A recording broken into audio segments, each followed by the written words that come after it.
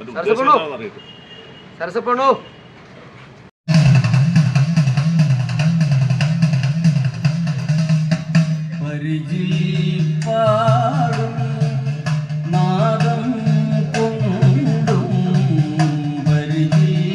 Spirit of Kerala യൂട്യൂബിലേക്ക് എല്ലാ പ്രേക്ഷകർക്കും സ്വാഗതം അരുളുന്നു.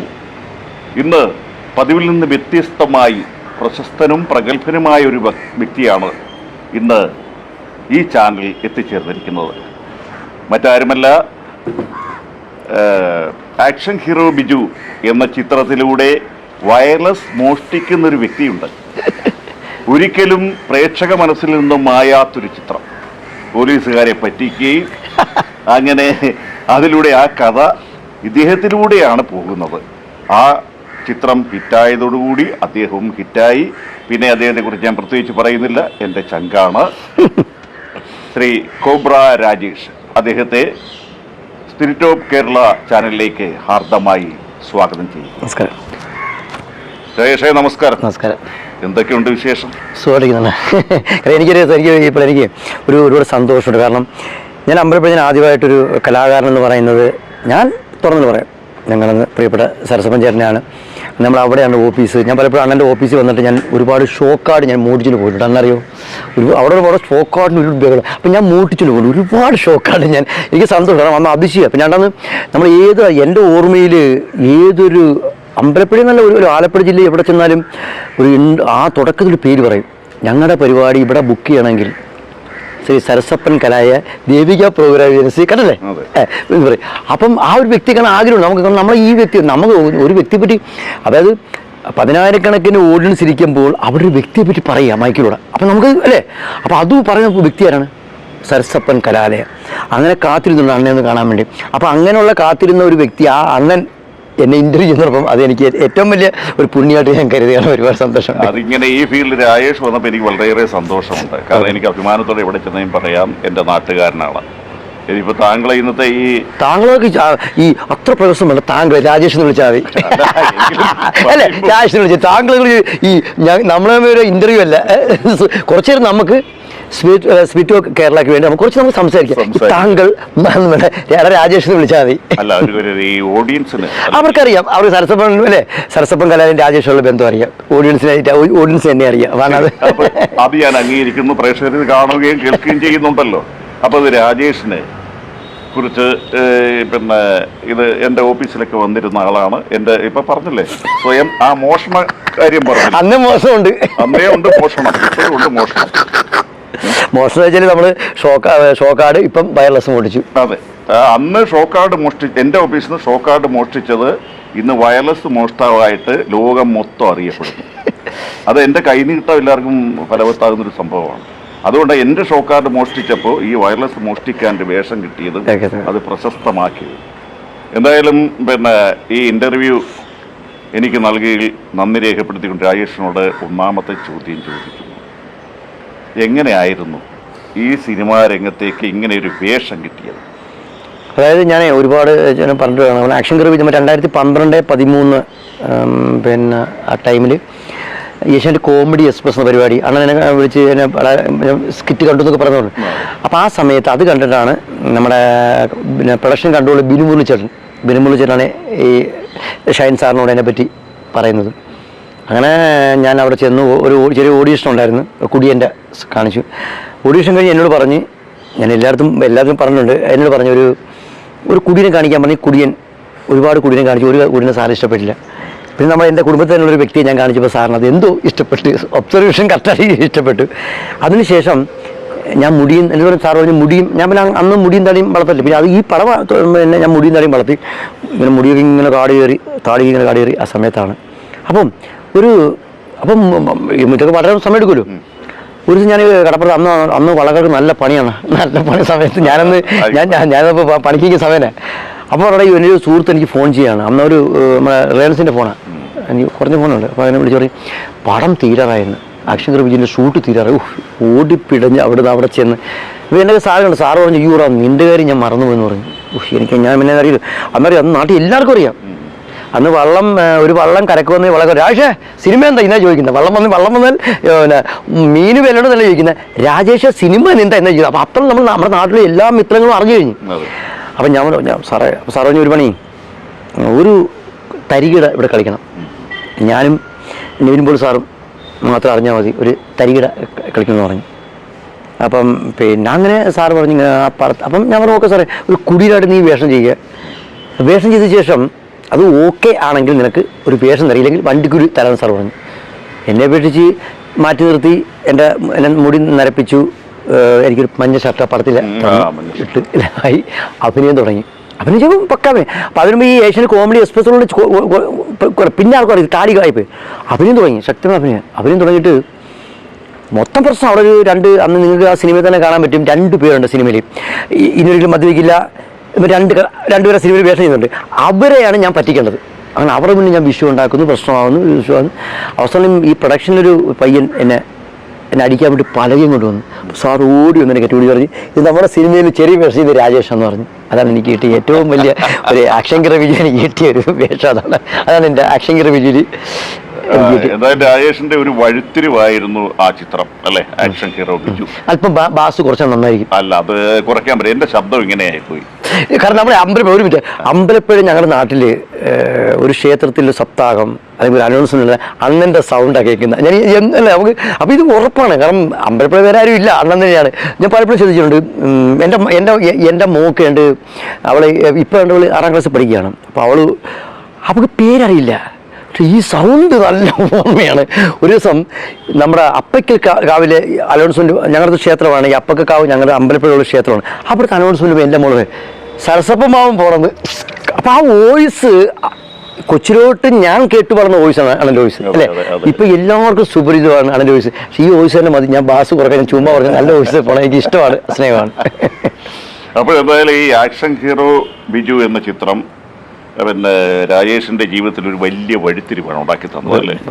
അപ്പൊ അതിന്റെ ഡയറക്ടറോടും നിർമ്മാതാവിനോടുള്ള നന്ദി സ്മരണ എന്നും മനസ്സിൽ സൂക്ഷിക്കും. അയ്യോ അല്ല, എൻ്റെ ഷൈൻ സാറ് ഞാനല്ലേ, ഇപ്പം ചില ആൾക്കാർ ചോദിക്കും ദൈവത്തിൽ കണ്ടുണ്ട്. ഞാൻ ദൈവത്തിൽ കണ്ടുണ്ട്. ഞാൻ ദൈവത്തിൽ കണ്ട വ്യക്തിയാണ്, മഹാബലിയും കണ്ട വ്യക്തിയാണ്. ആണ് മഹാബലി കണ്ടുണ്ടോ? ഞാൻ വേഷം കിട്ടിയിട്ടുണ്ട്. വേഷം മഹാബലി നേരിട്ട് കണ്ടുണ്ടോ? ഇല്ല, ഞാൻ കണ്ടുണ്ട്. അതായത് ഞാൻ മഹാബലി കണ്ടതെന്ന് വെച്ചാൽ അന്ന് എനിക്ക് 11-12 വയസ്സാണ്. ഒരു ദിവസം എൻ്റെ അമ്മയ്ക്ക്, അപ്പോൾ ഞങ്ങൾ പടിഞ്ഞാറ് താമസിക്കുന്നത്, എൻ്റെ അമ്മയ്ക്ക് ഒരു ദിവസം ശ്വാസം മുട്ട്, എൻ്റെ അമ്മക്ക് ഭയങ്കര ശ്വാസം മുട്ട്. എനിക്കൊന്ന് എത്ര എനിക്ക് തോന്നുന്നു 8-10 പയ്യനാണ്. അപ്പം ഞങ്ങളടുത്ത് ഒരു കടയുണ്ട്, അവിടെ ഒരു പുന്നപ്രക്കാരൻ എന്ന് പറയും കട. അപ്പോൾ അവിടെ പലചരക്കടയാണ്. അപ്പോൾ അച്ഛൻ പറഞ്ഞു മോനെ, അപ്പോൾ അമ്മയെ ആശുപത്രി കൊണ്ടുപോകണം. അപ്പോൾ അമ്മ നമുക്ക് അമ്പലപ്പുഴ ഹോസ്പിറ്റൽ മാത്രമേ ഉള്ളൂ ഏതാ. അപ്പം അമ്മയൊന്ന് അങ്ങനെ കൊണ്ടുപോയി ഒന്നുമില്ല, അച്ഛൻ്റെ ഒന്നുമില്ല ആ സമയത്ത് കറിയിലാണ്.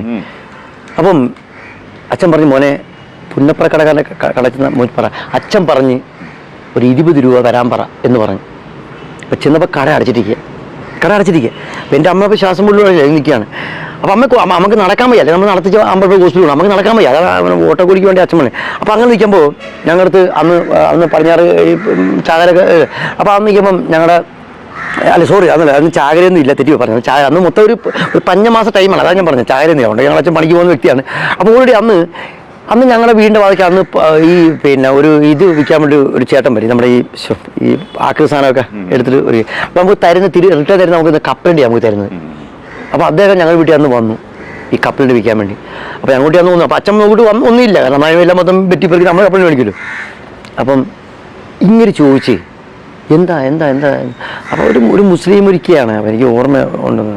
അവിടെ മുസ്ലിം എന്താ പറഞ്ഞു, അവൾക്ക് തീരെ വയ്യ, ഒന്ന് ഹോസ്പിറ്റലിൽ കൊണ്ടുപോകണം, ഓട്ടോ കൂലിക്ക് പൈസ തരണം. അപ്പോൾ ആ പുള്ളി ഒന്നും നോക്കിയില്ല, അദ്ദേഹം അപ്പം തന്നെ ഞങ്ങൾ 20 രൂപ എൻ്റെ അച്ഛൻ്റെ കൈ വെച്ച് കൊടുത്തു. ഞാൻ ആദ്യമായിട്ട് മഹാബലി അന്ന് കണ്ട് എൻ്റെ എൻ്റെ വീടിൻ്റെ വാതിക്കൽ കപ്പലണ്ടി വിൽക്കാൻ വേണ്ടി വന്ന ഒരാൾ ഞാൻ ആദ്യമായിട്ട് കണ്ട് മഹാബലി. അപ്പം നമുക്ക് നന്മ ചെയ്യുന്നവൻ, നമ്മൾ അത്യാവശ്യ ഘട്ടത്തിൽ നന്മ ചെയ്യുന്നവരാണോ അതാണ് മഹാബലി. അത് ഞാൻ വിശ്വസിക്കുന്നു. രണ്ടാമത് ഞാൻ കണ്ട ദൈവം, ആദ്യം കണ്ട ദൈവം എൻ്റെ അച്ഛനും അമ്മയാണ്, പിന്നെ കണ്ട ദൈവം എൻ്റെ ഷൈൻ സാറാണ്. എൻ്റെ ഷൈൻ സാറാണ് എൻ്റെ ദൈവം. അതിന് പിന്നെ പറയേണ്ട ആവശ്യമില്ല സാറ്. പിന്നെ ഇങ്ങോട്ട് തിരിഞ്ഞു നോക്കേണ്ടി വന്നിട്ടില്ലല്ലേ? നല്ല പുറമേനുണ്ട്, തിരിഞ്ഞിട്ട് ഞാൻ ഇവിടൊക്കെ നല്ല പേനാണ്, നല്ല പേനാണ്. അതെങ്ങനെ മനസ്സിലായി? അത് മനസ്സിലായി. അതല്ല ഞാൻ പറഞ്ഞത്, പിന്നീട് ഇങ്ങോട്ട് ചിത്രങ്ങളുടെ ഒരു വരവല്ലായിരുന്നു. അത്ര പേരാണ് നമുക്ക്. ഞാൻ പിന്നീട് എനിക്ക് ആക്ഷൻ റിവ്യൂവിന് ശേഷം ഒരുപാട് സിനിമ ചെയ്തു. പക്ഷേ എനിക്ക് ചെറിയ അതിന് ഞാൻ ഒരിക്കലും ഞാൻ ഒരു കുറ്റമായിട്ട് പറയല്ല. ചെറിയ വേഷം നമുക്ക് സിനിമയെന്ന് പറഞ്ഞാൽ ആ ഒരു വലിയ സ്വർഗത്തിലേക്ക് ഒന്ന് കടന്നു എത്താൻ വേണ്ടി ഇരിക്കുമ്പോൾ ഒരു ചെറിയ വേഷം മതി. പക്ഷെ കുറേ പടം ചെയ്തു, 30ഓളം പടം ഞാൻ ചെയ്തു, അതിന് ചെറിയ വേഷമാണ്. പക്ഷേ അടുത്ത കാലത്ത് എനിക്ക് കുറച്ച് പടങ്ങൾ നല്ല തന്നെ മുമ്പോട്ട് പോകുന്നുണ്ട്. കൈ നിറയില്ല, എന്നാലും അരിമേണിച്ച് പോകാൻ, എൻ്റെ മക്കൾക്ക് 3 നേരം ഭക്ഷണം കഴിക്കാം, നല്ല ഡ്രസ്സ് ഇടാം, കറണ്ട് ബില്ല്, കേബിൾ ബില്ല്, മറ്റുള്ള കാര്യമെല്ലാം നീക്കി പോകാൻ പറ്റുന്നുണ്ട്. അതാണ് ഏറ്റവും വലിയ പുണ്യം എന്ന് പറയുന്നത്. അതാണ് ഇപ്പോഴത്തെ പുണ്യം എന്ന് പറയുന്നത്. പിന്നെ ഇതിനിടയ്ക്ക് ഏഷ്യാനെറ്റിൽ കോമഡി ഷോയിൽ ചെന്ന് ഏറ്റവും നല്ല കൊമേഡിയനൊരു അവാർഡ് കിട്ടിയില്ലേ? കിട്ടിയ മാത്രമല്ല, തന്നത് നമ്മൾ മണിച്ചേട്ടനാണ്. കാരണം ഞാൻ ഒരുപാട് ഒന്ന് കാണാൻ ആഗ്രഹിച്ച വ്യക്തിയാണ്. അപ്പം നമുക്ക് അതിശയം, മണിച്ചേട്ടനാണ് എനിക്കൊരു അവാർഡ് തരുന്നത്. അതും വലിയൊരു പുണ്യമുണ്ടോ? മണിച്ചേട്ടൻ ഒരുപാട് നന്മ ചെയ്തിട്ടുണ്ട്, ഒരുപാട് ചെയ്തിട്ടുണ്ട്. അതാണ് ആ മനുഷ്യൻ. അവൻ്റെ ഒരുപാട് എൻ്റെ അടുത്ത് ഇത് മനുഷ്യൻ പറഞ്ഞിരുന്നു, നിൻ്റെ ഒരു ദുഃഖം ഞാൻ കണ്ടായിരുന്നു, നിനക്ക് ഞാൻ വീടും നിൽക്കാതെ. പക്ഷേ എൻ്റെ മണിച്ചേട്ടൻ പോയത് അത്ര ഒരു പുണ്യയുടെ മനുഷ്യൻ. അതിനൊക്കെ കാണുന്നത് ഞാൻ നേരത്തെ പറഞ്ഞ മഹാബലി എന്ന് പറഞ്ഞ പോലെ അതൊക്കെയാണ് മഹാബലി. അത് ഇന്നും മണിച്ചേട്ടനും ഇന്നും ഇപ്പോൾ എത്ര വർഷം മണിച്ചേട്ടൻ എത്ര വർഷം കഴിഞ്ഞാൽ എത്ര വർഷം ക്യാമറമാൻ സാറേ എത്ര വർഷം കഴിഞ്ഞു സാറേ? മണിച്ചേട്ടൻ മരിച്ചിട്ട് എത്ര വർഷം കഴിഞ്ഞു? 10 വർഷം കഴിഞ്ഞു, 8 വർഷം എനിക്ക് തോന്നുന്നത്. അപ്പോൾ എനിക്ക് ഓർമ്മയില്ല. പക്ഷേ ആ മണിച്ചേട്ടൻ ഇന്നും ഞങ്ങൾ സ്റ്റേജ് ഷോയ്ക്ക് പോകുമ്പോൾ, കാരണം സ്റ്റേജ് ഷോ ആണ് നമുക്ക് ഇന്നും സ്റ്റേജ് ഷോ ആണ്. ഞാൻ അന്നും പറഞ്ഞത് നമുക്ക് മരിക്കുന്ന വേദി കിടന്ന് മരിക്കണം, അല്ല സിനിമ തെറ്റിക്കിടന്നല്ലേ. അപ്പം ഞാൻ ഇന്നും വേദി സ്റ്റേജ് എന്ന് വെച്ചാൽ എനിക്ക് വലിയ പുണ്യമാണ്. അപ്പോൾ ഇന്നും വേദി ചെല്ലുമ്പോൾ മണിച്ചേട്ടൻ്റെ പാട്ട് പാടാൻ പറയുന്നത് ഏതാ? മണിച്ചേട്ടൻ്റെ കലാഭവൻ മണിയുടെ പാട്ട് പാടാൻ പറയുമ്പോൾ ആ മനുഷ്യൻ ദൈവമല്ലേ. അപ്പോൾ ആ മണിച്ചേട്ടൻ എനിക്ക് അവാർഡ് തരാണ്, ബെസ്റ്റ് കൊമേഡിയൻ അവാർഡ്. അത് വലിയ പുണ്യമാണ്. അത് ജീവിതം ഒരിക്കലും ഞാൻ മറക്കില്ലാണ്, അതൊരിക്കലും മറക്കില്ല. പിന്നെ അതിനുശേഷം സിനിമയിൽ ഒട്ടനവധി അവസരങ്ങളുണ്ടായി അല്ലേ? ഈ ആക്ഷൻ ഹീറോ ബിജുവിന് ശേഷം വന്ന ചിത്രം ഏതായിരുന്നു? ആക്ഷൻ ഹീറോ ബിജു ഞാൻ അതിന് പിന്നെ വരയൻ, സൺഡേ ഹോളിഡേ, ബ്ലാക്ക്, പിന്നെ നമ്മുടെ ഈ ബ്ലാക്ക് കോഫി, അതായത് നമ്മുടെ ഈ സാൾട്ട് ആൻഡ് പേപ്പർ 2 അത് ചെയ്തു. ഞാൻ ഇപ്പം എനിക്കിപ്പോൾ റിലീസാൻ ഉൾപ്പെടെ എനിക്ക് 35ഓളം പടം എൻ്റെ പ്രിയപ്പെട്ട പ്രേക്ഷകർ ഞാൻ ചെയ്തു. അത് ഉറപ്പായിട്ടും ഞാൻ കുറേ പടം ചെറിയ അറിയില്ലേ. പക്ഷേ വരയ സിനിമയിൽ നല്ല വേഷമായിരുന്നു, തൂട്ട് വേഷമായിരുന്നു. പിന്നെ സ്വർഗത്തിലെ കട്ടുറുമ്പിൽ അതൊരു എനിക്ക് ഞാൻ പറയാം, എൻ്റെ ഒരു കൊലപാതക സിനിമയുടെ കഥ നല്ലൊരു സിനിമയായിരുന്നു. പിന്നെ കുടുംബശ്രീ കുഞ്ഞാടും, അതായത് നമ്മുടെ ഈ രണ്ടുപേരും ധ്യാൻ ശ്രീനിവാസനാണ് ചെയ്ത്, ആസിഫിലൂടെ ചെയ്താണ് പിന്നെ സൺഡേ ഹോളിഡേ. പിന്നെ നമ്മുടെ ജയറാം ചേട്ടനോടെ പിന്നെ മൈ ബിഗ് ഫാദർ, പിന്നെ ഗ്രാൻഡ് ഫാദർ അത് ചെയ്ത്. പിന്നെ മൈ ബിഗ് ഫാദർ ഉണ്ടപ്പക്കുരു ചേട്ടൻ, ഉണ്ടപ്പക്കുരു, അത് എൻ്റെ ഇളതാണ് ആദ്യം ചെയ്ത ഒരു സിനിമ. ആ സിനിമ ഡയറക്ടറാണ് നമ്മുടെ മഹേഷ് സാർ, PS മഹേഷ് സാറിൻ്റെ ഈ അടുത്ത കാലത്തിൽ പടം ഇറങ്ങിയായിരുന്നു കുടുംബശ്രീയും കുഞ്ഞാടും. അതിനകത്ത് ധ്യാൻ ശ്രീനിവാസൻ നായകൻ, അത് ഞാൻ വേഷം ചെയ്ത്. അതിനുശേഷം ധ്യാൻ ശ്രീനിവാസൻ്റെ സ്വർഗത്തിലെ കട്ടുറുമ്പ്, നമ്മുടെ കുട്ടൻ ആൽപ്പഴ സാറ്, നമ്മുടെ ജസ്പാൽ ശർമ്മ സാറ് പറഞ്ഞു, അതിൽ ഞാൻ നല്ലൊരു വേഷം. എൻ്റെ കൊലപാതകമാണ് സിനിമയുടെ കഥ തന്നെ. അപ്പോൾ അതൊക്കെ അങ്ങനെ ചെയ്തു. ഇപ്പം കുറച്ച് പടം ഇപ്പം ഞാൻ അടുത്ത് ചെയ്തുകൊണ്ടിരിക്കുന്നത് നമ്മുടെ മമ്മൂക്കയുടെ പുഴു എന്ന സിനിമ ചെയ്തില്ല, മമ്മൂക്കയുടെ നമ്മുടെ രത്തിനമാടത്തിൻ്റെ പാതിരാത്രി എന്ന സിനിമ ഇപ്പം ഞാൻ ചെയ്തുകൊണ്ടിരിക്കുന്നത്. അതിൽ സൗബിൻ സാറും നവ്യ നായരുമാണ്. അത് ഞാനും ഒരു നല്ല കുഴപ്പത്തിൽ വേഷം ചെയ്തു. പക്ഷെ അതിലും ഉപരി ഒരു അവാർഡ് മൂവി ഞാൻ ചെയ്തു, ഒരു കണ്ടൽക്കാരൻ്റെ കഥ പറയുന്ന ഒരു അവാർഡ് മൂവി ഞാൻ അന്നോട് പറഞ്ഞത്. അതും കുഴപ്പമില്ല. അതിലുപരി വേറെ ഇപ്പം ഞാൻ ഈ അടുത്തൊരു സിനിമ ചെയ്തു, ഞാൻ അന്നോട് പറഞ്ഞത് കാര്യം ഓർമ്മയുണ്ടോ? ഒരു ദിവസം വിളിച്ച് പറഞ്ഞു.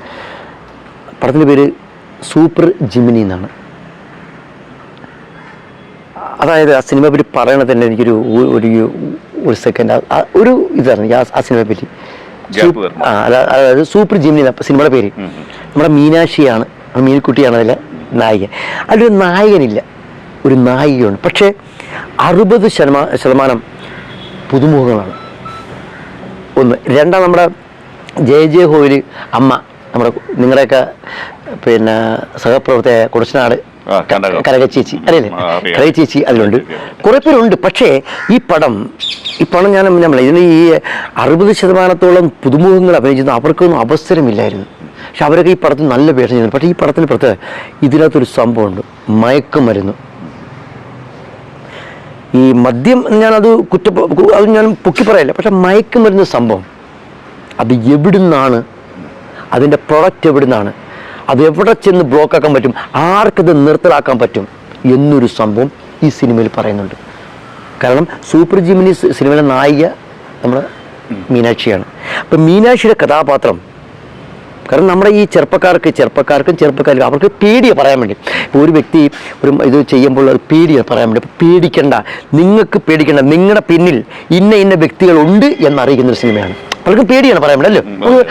അവർ ഈ പറഞ്ഞ വീട്ടിൽ വിഷയം ഉണ്ടാക്കും, പലർക്കും പേടി, ഞാൻ കണ്ട എൻ്റെ വീട്ടിൽ പേടി. അതുകൊണ്ട് പല മക്കളും സ്കൂളിൽ പോകുന്ന പല മക്കളും പറയാൻ പേടിയാണ്, അവർ കാണുന്നു, പറയത്തില്ല. പക്ഷെ അവരുടെ പിന്നിൽ ഒരു സംഭവം അതറിയണ്ട. ഞാൻ കഥ പറഞ്ഞാൽ മൊത്തം ആവും, പറയല്ല. അപ്പൊ അതുകൊണ്ട് നിങ്ങളുടെ പിന്നിൽ നിങ്ങൾ ഇങ്ങനെയുള്ള വിഷയം കണ്ടു കഴിഞ്ഞാൽ നിങ്ങളുടെ പിന്നിൽ ഇങ്ങനെ സംഭവം ഉണ്ട് എന്ന് പറഞ്ഞുകൊണ്ട് മുന്നോട്ട് വരുന്ന കഥാപാത്രമാണ് മീനാക്ഷി സൂപ്പർ ജിമിനി സിനിമയിൽ. മനസ്സിലായി? അപ്പോൾ അത് ഈ സിനിമയിൽ പറഞ്ഞുകൊണ്ട് പടത്തിന് പേര് സൂപ്പർ ജിമിനി എന്നാണ്. അന്ന് ചോദിച്ചായിരുന്നു, ഒരു പാട്ട് ഇങ്ങനെ വൈറലായി കിടക്കുന്നു അല്ലേ, അതാണ് ഈ സിനിമ ഞാൻ പറഞ്ഞത്. പടത്തിന് പേര് സൂപ്പർ ജിമിനി എന്നാണ്. മദ്യത്തിനും മയക്കുമരുന്നിനും ഒപ്പം നമ്മുടെ വേസ്റ്റ്. കാരണം നമ്മൾ റോഡുകൂടെ പോകുമ്പോൾ ഒരു വേസ്റ്റ് കിടക്കുകയാണ്, നമ്മളെന്ത് ചെയ്യും? ഒന്ന് സെൽഫി എടുത്തിടും. ഞങ്ങളുടെ വഴിവെക്കിൽ, ഞങ്ങൾ പോകുന്ന വഴിയിൽ ഇതാ ഒരു വേസ്റ്റ് കിടക്കുന്നു, ഷെയർ ചെയ്യുന്നു, ബാക്കിയുള്ള ഷെയർ ചെയ്യുന്നു. അടുത്ത ആൾ വരുന്നു, കണ്ടോ ഞങ്ങളുടെ വീടിൻ്റെ വഴിവെക്കിൽ, നമുക്കൊന്ന് എടുത്ത് മാറ്റിയിട്ടാൽ മതി. അതിന് സർക്കാരിനെ കുറ്റങ്ങളുടെ വല്ല കാര്യമുണ്ടോ അല്ലേ? പിന്നെ വേറെ ആ ഒരു വേസ്റ്റ് കണ്ടാൽ അടുത്ത വ്യക്തി കാണുന്ന വ്യക്തിയായിരിക്കും ഇത് വേസ്റ്റ് കൂമ്പാരം, അവൻ അടുത്ത വേസ്റ്റ് ഇടും. പിന്നെ അവിടെ വേസ്റ്റിൻ്റെ ഒരു കൂമ്പാരമാണ്. ആ ഫസ്റ്റ് വേസ്റ്റ് എടുത്ത് മാറ്റി, അത്രേ ഉള്ളൂ. അതിന് സർക്കാരെയോ ഒരു കാര്യം നമുക്കെടുത്ത് മാറ്റിയാൽ മതി. നമ്മൾ അപ്പോഴും നമ്മൾ സെൽഫി എടുത്ത് നമ്മൾ ഷെയർ ചെയ്യും, ആ ഷെയറിന് ടൈം മതി മാറ്റിയിടാൻ. അതും ഈ സിനിമയിൽ ഒരു വ്യത്യസ്തമായിട്ട് ഈ പറയുന്നുണ്ട് സൂപ്പർ ജിമിനി എന്ന സിനിമയിൽ. അപ്പോൾ എനിക്കൊരു അപേക്ഷ, എൻ്റെ എല്ലാ സിനിമയിലും എനിക്ക് പുണ്യത്തിനാണ് സൂപ്പർ ജിമിനി സിനിമ കാണണം. കാരണം വളർന്നു വരുന്ന എൻ്റെ പ്രിയപ്പെട്ട മക്കൾ, എന്നാൽ എനിക്ക് 2 പെൺമക്കളാണ്, അണ്ണനും അല്ലേ, എൻ്റെ മകളുടെ കല്യാണം കഴിഞ്ഞ് ഇനി മോനാണ്. ഈ ക്യാമറമാനും ഇവിടെ നിൽക്കുന്ന ചേട്ടന്മാർ, നിങ്ങൾ എല്ലാവരുടെയും ഈ ഇന്റർവ്യൂവിൽ കാണാൻ നമുക്കൊക്കെ നമ്മുടെ മക്കൾ ഇതിലേക്ക് പോകരുതെന്ന്. കാരണം നമുക്ക് അവസ്ഥ അതാണ്. ഞങ്ങൾ കണ്ണൂർ ജില്ലയിൽ ഒരു സംഭവം ഉണ്ടെന്ന് പറഞ്ഞോട്ടെ.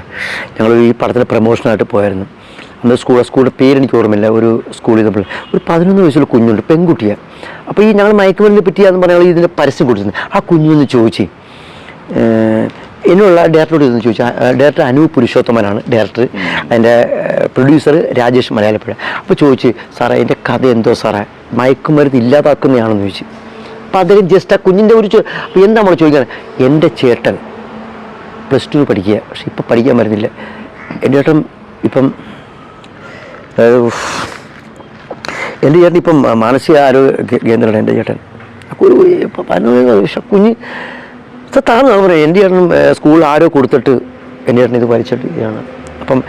അപ്പോൾ ഈ സിനിമ കണ്ടാൽ അത് നിർത്തലാക്കുന്ന കുഞ്ഞു കൊച്ചു കുഞ്ഞാണ്. അപ്പം അപ്പോൾ ആ കുഞ്ഞിന് അവർ 2 മക്കളാണ്, മൂത്ത ചേട്ടനാണ്. അപ്പോൾ അവരെടുത്ത് ചോദിക്കുകയാണ്, എന്നെ 5ാം ക്ലാസ്സിൽ 4 മണി എൻ്റെ ചേട്ടനെ എന്നെ കൊണ്ടുവന്നുകൊണ്ടിരുന്നത്, എൻ്റെ ചേട്ടനെ കൊണ്ടുവന്നത്. ഇനിയിപ്പോൾ എൻ്റെ ചേട്ടനില്ല, എൻ്റെ ചേട്ടൻ എവിടെ കിടക്കാൻ കുഞ്ഞു. അത് ഞങ്ങൾക്ക് ജീവിതത്തിൽ ഒരിക്കലും, കാരണം ഞാൻ എൻ്റെ പൊന്നും മക്കളോട് പറയണം, മക്കളെ ഇതൊരു വലിയ വിപത്ത് തന്നെ മക്കളെ. ഞാൻ പറയും, എനിക്കും മക്കളുണ്ട്, നിങ്ങളെ ചെയ്യുക. കാരണം എനിക്ക് എൻ്റെ മക്കളായിട്ട് എൻ്റെ അനിയന്മാരെ എൻ്റെ ചേട്ടന് തോന്നുള്ളൂ. അപ്പോൾ നിങ്ങളെല്ലാവരും ഒന്ന് ഒന്നിച്ച് പിടിച്ചാൽ നമുക്കിത് ഇല്ലാതാക്കാൻ പറ്റും. എത്രയോ പേര് അത് വല്ലതും പുറത്ത് വരാൻ പേടിക്കുന്നുണ്ട്. ഒരുപാട് പേര് ഈ മയക്കുമരുന്ന് ഈ സംഭവം, മദ്യത്തിന് അല്ലേ കുറ്റം, മയക്കുമരുന്ന് ഒരുപാട് പേര്, പക്ഷെ പലരും പുറത്ത് പറയുന്നില്ല. അപ്പോൾ ആ ഒരു യാതൊരു കാര്യം ഞങ്ങൾ ഈ സിനിമ പറയുന്നുണ്ട്. അപ്പോൾ എൻ്റെ എല്ലാവരും ഈ ഒരു വിപത്ത് ഇല്ലാതാക്കാൻ വേണ്ടി എല്ലാവരും ഒന്ന് ശ്രമിക്കണമെന്ന് ഞാൻ പറയണം. അത് നമ്മൾ സാധ്യത ഒരിക്കലും സർക്കാരിനൊന്നും ഞാൻ പറയില്ല.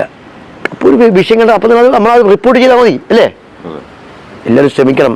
വലിയ ഒരു വിപത്ത് തന്നെ. നമ്മളിപ്പോൾ കേരളം മൊത്തം ഇതാണ് അല്ലേ, കേരളത്തിൽ മൊത്തം. അപ്പോൾ ഞാൻ ഈ ചാനലിനോട് എനിക്ക് പറയാൻ വേറെ ഒന്നുമില്ല.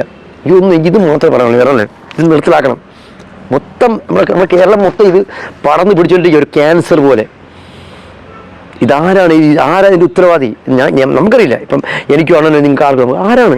നമ്മൾ കാണുന്നു ഒരു ദിവസം വാർത്ത, അമ്മയെ 18 വയസ്സുള്ള മോൻ തല്ലിക്കൊന്നു, അച്ഛനെ തല്ലി, പെങ്ങളെ കയറി പിടിച്ചു.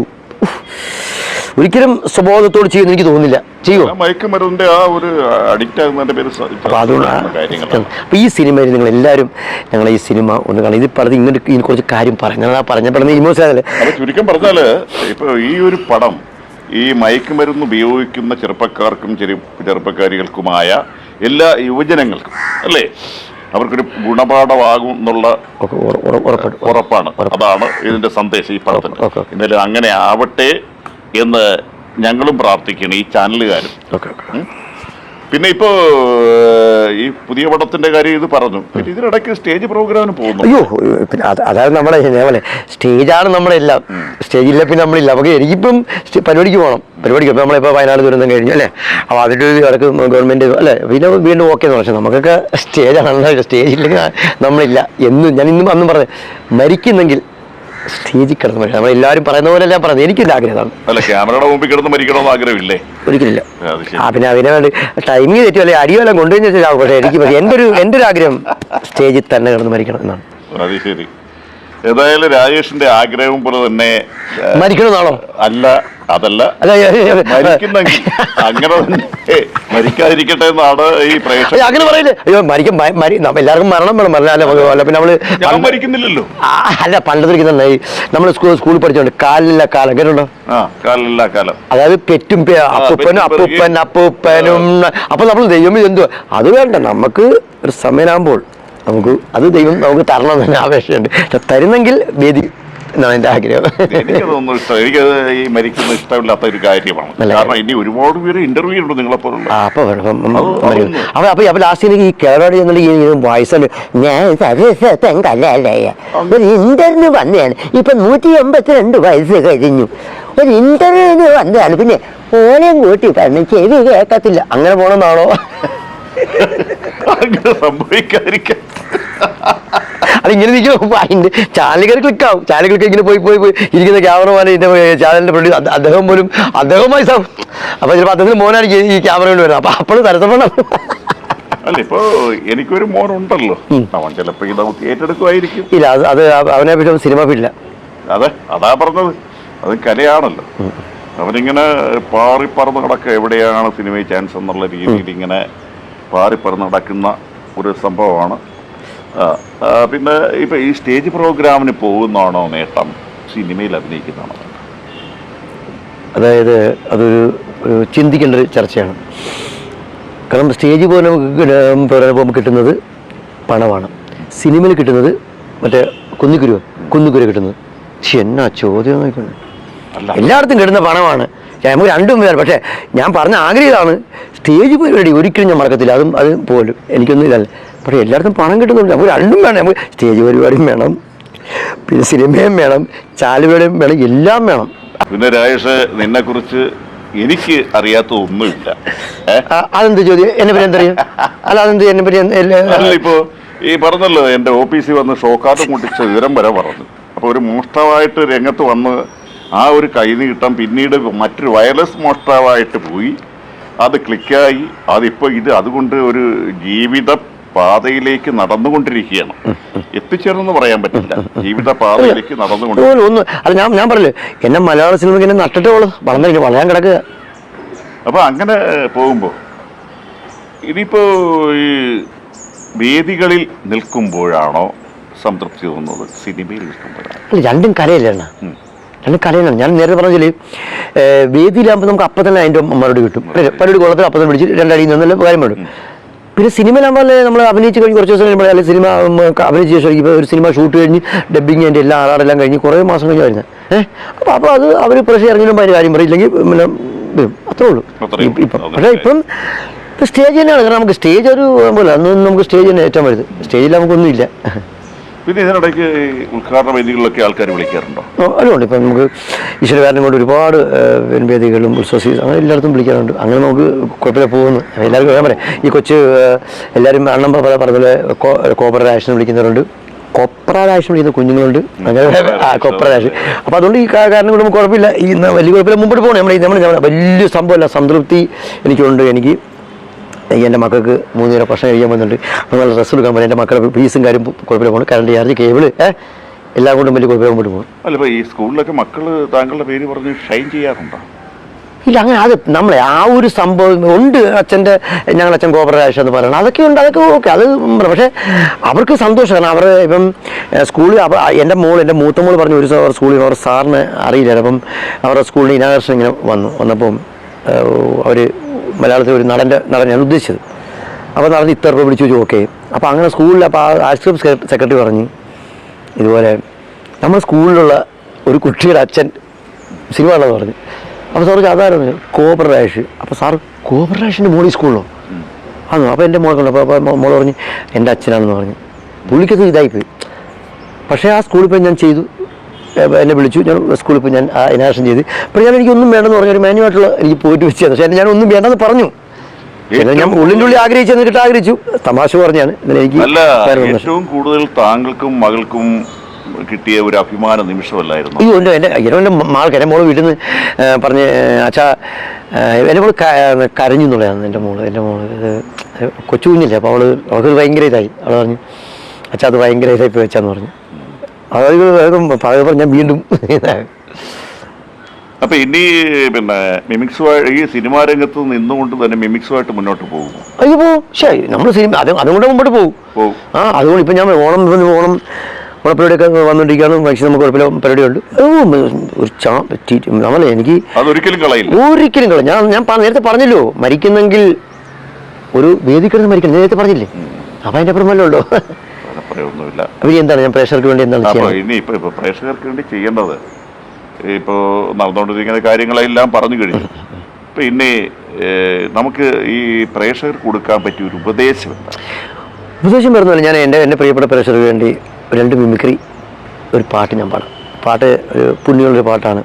നമ്മളെ ഇപ്പം ഈ വന്ന കാലം, കാരണം ഞാൻ ഈ വന്ന കാലത്തൊരു സംഭവമുണ്ട്. കാരണം എന്തിനോ വേണ്ടി ഇതൊക്കെ നമുക്ക് മനസ്സിലാകുന്നത്. ഞാനൊക്കെ പണ്ട് എൻ്റെ വീടിനടുത്തൊരു പള്ളിയുണ്ട്. ഞാൻ സ്കൂളിൽ നിന്നൊക്കെ വിട്ടിട്ട് വന്ന് ഞാൻ ആ പള്ളിയിൽ പോയി ഞാൻ നോയമ്പ് കഞ്ഞി ഞാൻ കുടിച്ചിട്ടുണ്ട്, വിശപ്പ് അടങ്ങിയിട്ടുണ്ട്. ഞാൻ ഒരുപാട് തവണ ഞാൻ പള്ളിയിൽ പോയി ഞാൻ കഞ്ഞി കുടിച്ചിട്ടുണ്ട്. പിന്നെ നമ്മുടെ കാക്കാലത്തെ ബാപ്പു ഉസ്താദ് ഒക്കെ എനിക്ക് ദൈവത്തെ പോലെ കാണുന്നതാണ്. നമുക്കറിയാം വിനയൻ സാറിൻ്റെ സിനിമയുണ്ട് ദാദാ സാഹിബ്. ആ സിനിമ സീനുണ്ട്, നിങ്ങൾ ശ്രദ്ധിച്ചാണ്. അതായത് ഒരു ക്ഷേത്രത്തിലെ ഉത്സവത്തിന് ഒരു ഉസ്താദ് നിന്ന് മോരുമണി കൊടുക്കുന്ന സീൻ ആ പടത്തിലുണ്ട്. അതങ്ങനെ സത്യമായിരുന്നു.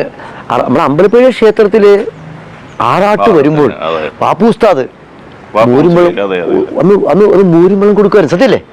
അത് തന്നെയാണ് വിനയൻ സാർ അമ്പലക്കാരനാണ്. അതൊക്കെ അപ്പം അങ്ങനെയുള്ള സ്നേഹത്തിൻ്റെ നന്മയുടെയും ഒരു കൂടാരമാണ് അമ്പലപ്പുഴ. അത് നമ്മുടെ നാട്. നമ്മളൊക്കെ കൊച്ചിയിലുള്ള നമ്മളൊക്കെ അത് നമുക്ക് എന്തിനാണെന്നറിയില്ല. ഇപ്പം 100 പേരിൽ 1-2 മാത്രമാണ് ഈ മതത്തിനും ഇല്ലേ പ്രശ്നം നടക്കുന്നത്. എല്ലാവർക്കും ഇല്ല. ഇപ്പോഴും ഒന്നിച്ച് ഒരുമയായിട്ട് പോകുന്ന ഒരുപാട് സഹോദരങ്ങളില്ലേ? ഇതെന്തിനാ, ആർക്ക് വേണ്ടിയാണ്? ഒരൊറ്റ ശ്വാസമകത്തേക്ക് വന്ന് തിരിച്ചു പോലെ മരണമാണ്. വെട്ടും കൊലയും പ്രശ്നങ്ങളും എഫിലൊക്കെ എഴുതിയിടുക ആർക്ക് വേണ്ടി? എനിക്ക് മനസ്സിലാകുന്നില്ല. ഞാൻ അന്നും ഇന്നും പലപ്പോഴും ഞങ്ങളൊക്കെ വളർന്നത് മുസ്തഫിക്കയുടെ വീട്ടിൽ നിന്ന് ഭക്ഷണം കഴിച്ച്, അല്ലെങ്കിൽ റഷീദിക്കയുടെ വീട്ടിൽ നിന്ന് ഭക്ഷണം കഴിച്ച്, അല്ല സോണിച്ചാൻ്റെ വീട്ടിൽ നിന്ന് ഭക്ഷണം കഴിച്ച്, അല്ലെങ്കിൽ പിന്നെ മറ്റേ ജാഫറിക്ക, അങ്ങനെയൊക്കെ ഞങ്ങൾ വളർന്നത്. നമുക്കറിയില്ല ആർക്ക് വേണ്ടിയാണ്, എന്തിനു വേണ്ടി. ഈ പറയുന്ന നമ്മൾ വിശ്വസിക്കുന്ന ആ ദേവന്മാർക്കൊന്നും ഒന്നുകൂടി എനിക്കറിയില്ല, അല്ലേ? അപ്പം അങ്ങനെയൊക്കെ ഇപ്പം ഒരു റൂട്ട് മാർക്കെടുക്കാണ്. മൊത്തം പ്രശ്നങ്ങൾ, മൊത്തം വിഷയങ്ങൾ. അതുകൊണ്ട് ഇതൊന്നും വേണ്ടെന്ന് നമുക്ക് ഞങ്ങളെപ്പോലുള്ളവർക്ക് ഇതേ പറയാനുള്ളൂ. പക്ഷെ അതിൽ ബേസ് ഒരു പാട്ട്, ഒരു പാട്ട് എന്തായാലും അതെ ഞാനൊന്ന് പറയാൻ പോവുകയായിരുന്നു. എന്തായാലും ഈ എവിടെ ഈ ഫംഗ്ഷന് പോയാലും ഒരു പാട്ടുണ്ടല്ലോ, ആ പാട്ടൊന്ന് നമ്മുടെ ശ്രോതാക്കൾക്ക് വേണ്ടി പാടാം. അല്ല ഞാനിപ്പോൾ ബേസ് ഇപ്പം ആ സംഭവം ഞാൻ പറഞ്ഞത് മതം, അപ്പം അതിന് ബേസ് ഒരു പാട്ട് ഞാൻ ഒരു കാരണവശാലും ഗായകനല്ല. എന്തെങ്കിലും തെറ്റുണ്ടെങ്കിൽ ഈ ചാനലിൻ്റെ താഴെ എഴുതി വിട്ടാൽ മതി. അല്ലെ പ്രൊഡ്യൂസർ എനിക്ക് അയച്ചു തരും, ഞാൻ വായിച്ച് മനസ്സിലാക്കിക്കോളാം. ഓക്കെ അപ്പോൾ അതിന് 2 ഞാൻ പാടാം. കുറി വരച്ചാലും കുരിശു വരച്ചാലും കുമ്പിട്ടു നിസ്കരിച്ചാലും കാണുന്നതും ഒന്ന് കേൾക്കുന്നതും ഒന്ന് കരുണാമയനാം ദൈവമൊന്ന് ദൈവമൊന്ന് ദൈവമൊന്ന്. കുറി വരച്ചാലും കുരിശു വരച്ചാലും കുമ്പിട്ടു നിസ്കരിച്ചാലും കാണുന്നതും ഒന്ന് കേൾക്കുന്നതും ഒന്ന് കരുണാമയനാം ദൈവമൊന്ന് ദൈവമൊന്ന്. ഒറ്റ ദൈവമുള്ളു. അല്ല രാജേഷ്, ഇനി ഈ പാട്ട് എഴുതിയ ആളെ കുറിച്ച് വല്ല വിവരം?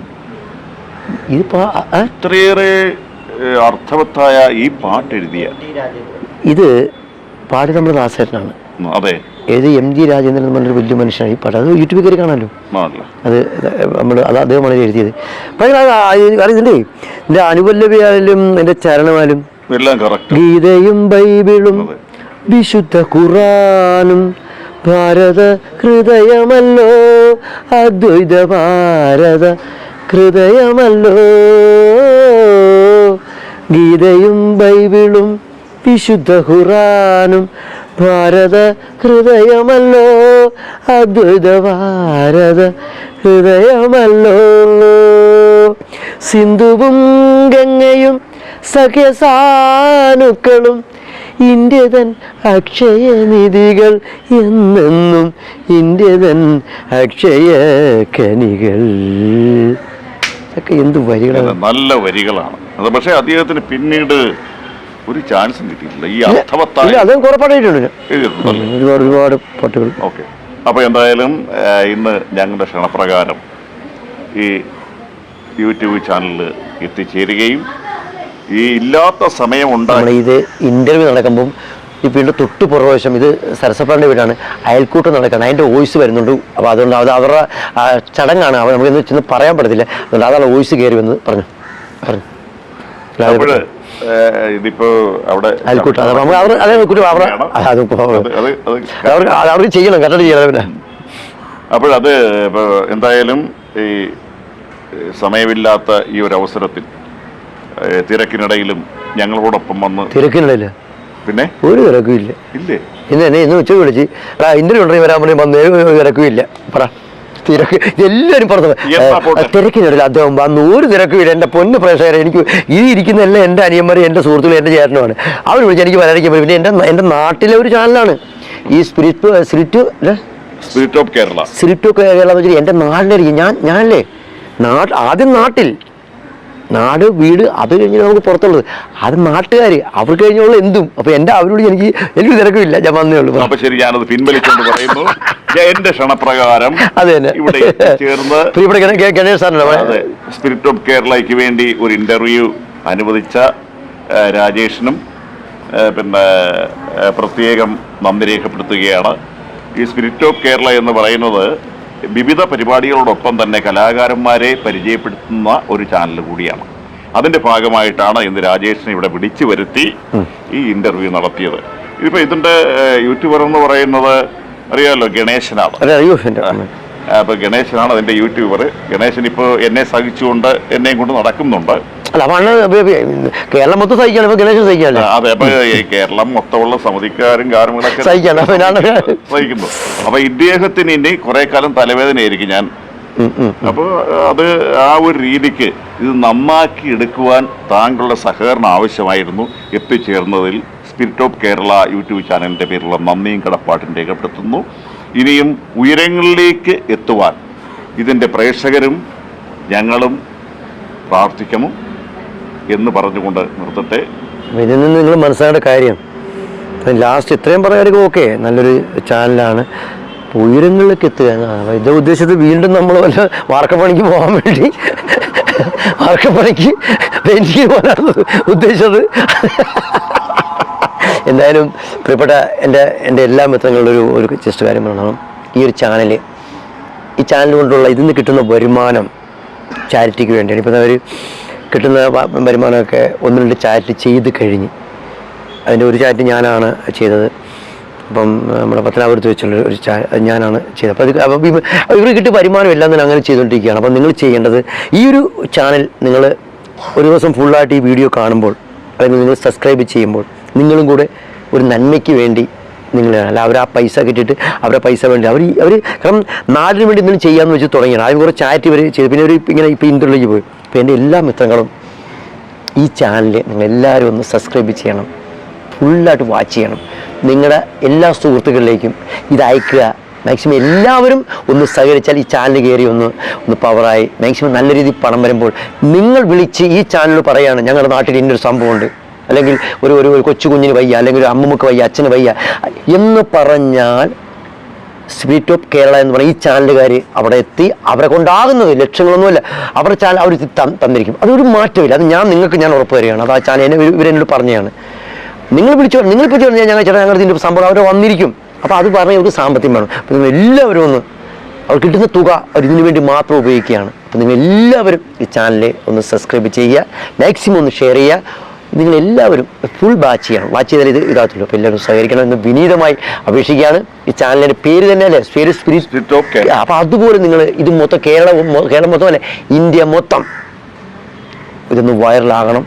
അതിന് നിങ്ങളെല്ലാവരും എന്നെ സ്നേഹിക്കുന്ന എൻ്റെ എല്ലാ പ്രിയപ്പെട്ടവരും ഒന്ന് സഹകരിക്കണമെന്ന് ഞാൻ വിനീതമായി അപേക്ഷിക്കുകയാണ്. അപ്പോൾ എല്ലാവിധ ആശംസകളും. ഒപ്പം എൻ്റെയും എൻ്റെ പ്രിയപ്പെട്ട ജ്യേഷ്ഠൻ്റെയും ഒപ്പം ഈ ക്യാമറമാൻ ഞങ്ങളുടെ എല്ലാമായി ഞങ്ങളുടെ ഗണേഷ് സാർ, അധ്യാപകനാണ് ഗണേഷ് സാറിൻ്റെ ഒപ്പം ഇവിടെ ഈ ഇൻ്റർവ്യൂ കാണാൻ വന്ന ചേട്ടന്മാർക്ക് ഇവർ ഈ ചാനലിലേക്ക് സംഭാവന വന്നത്. ഓക്കെ, അവർ എല്ലാവരുടെയും ഓണാശംസകൾ.